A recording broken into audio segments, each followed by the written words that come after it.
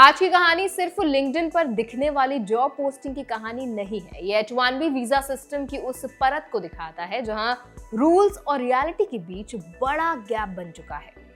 एक taxes journalist ने जब वो इन H1B ओनली जॉब्स की परतें खोलनी शुरू की तो सामने आया एक ऐसा नेटवर्क जो दिखने में लीगल लगता है लेकिन काम करने का तरीका कई सवाल खड़े करता है।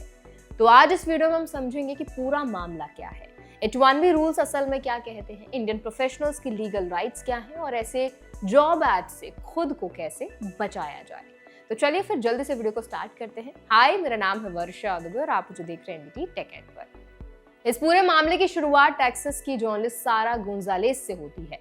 उन्होंने पहले टेक्सास में कुछ H1B एड्रेसेस पर जाकर ग्राउंड रिपोर्टिंग की और अब उन्होंने लिंक्डइन पर दिख रहे H1B ओनली जॉब्स एड्स पर ध्यान दिया।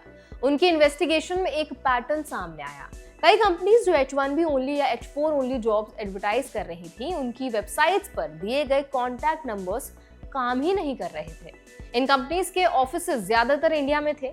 वेबसाइट्स पर इंग्लिश लैंग्वेज में बेसिक गलतियां थी और यूएस एड्रेसेस के नाम पर सिर्फ वर्चुअल कोवर्किंग स्पेस लिया गया था जहां फिजिकली कोई मौजूद नहीं था।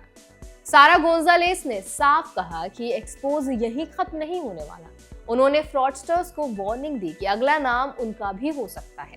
उन्होंने ये भी दावा किया कि उनकी अर्लियर रिपोर्टिंग के बाद टेक्सास गवर्नर ग्रेग एबट ने स्टेट एजेंसीज में H1B हायरिंग को फ्रीज करने की घोषणा की और टेक्सास अटॉर्नी जनरल केन पैक्सन ने 3 प्राइवेट कंपनियों के खिलाफ इन्वेस्टिगेशन शुरू की।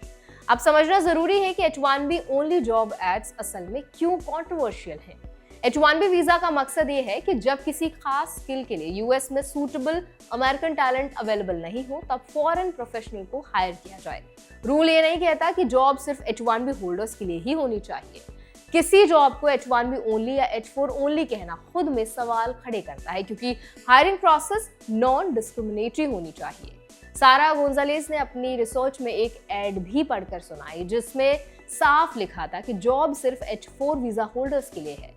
H4 वो डिपेंडेंट्स होते हैं जो H1B होल्डर्स के साथ यूएस आते हैं। उनका कहना था कि ये एक रिकरिंग साइकिल बन चुका है। एक H1B आता है, फैमिली लाता है, बच्चों के लिए टीचर्स चाहिए, फिर दूसरे H1B आते हैं और ये चेन कभी खत्म नहीं होती। जबकि H1B वीजा का पर्पस ऐसा मास हायरिंग मॉडल नहीं है। अब इंडियन प्रोफेशनल्स के लिए एंगल बहुत ज्यादा इंपॉर्टेंट है क्योंकि H1B वीजा होल्डर्स में सबसे बड़ी संख्या इंडियंस की है। जब ऐसे एक्सपोजर्स सामने आते हैं तो पूरा कम्युनिटी स्क्रूटनी में आ जाता है, चाहे मेजॉरिटी लोग रूल्स के तहत सही तरीके से काम कर रहे हो। यही वजह है कि हर इंडियन प्रोफेशनल को ये समझना जरूरी है कि लीगल लाइन कहाँ है। रूल्स के हिसाब से H1B एम्प्लॉय को प्रिवेलिंग वेज मिलनी चाहिए, मतलब एम्प्लॉय जितना पैसा क्लाइंट से ले रहा है उसके हिसाब से एम्प्लॉय को फेयर सैलरी मिलनी चाहिए। जर्नलिस्ट का आरोप है कि कुछ IT consulting firms double dipping करती हैं, यानी क्लाइंट से पूरा पैसा लेती हैं लेकिन H1B वर्कर को उसका पूरा हिस्सा नहीं देती। अगर ऐसा होता है तो एक क्लियर वायलेशन है और एम्प्लॉय के पास कंप्लेन करने का लीगल राइट होता है।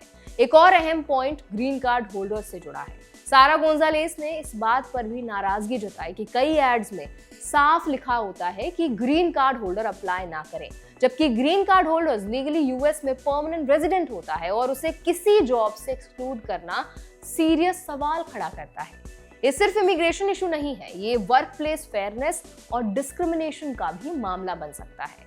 अब सवाल ये है कि इंडियन प्रोफेशनल्स को प्रैक्टिकली करना क्या है।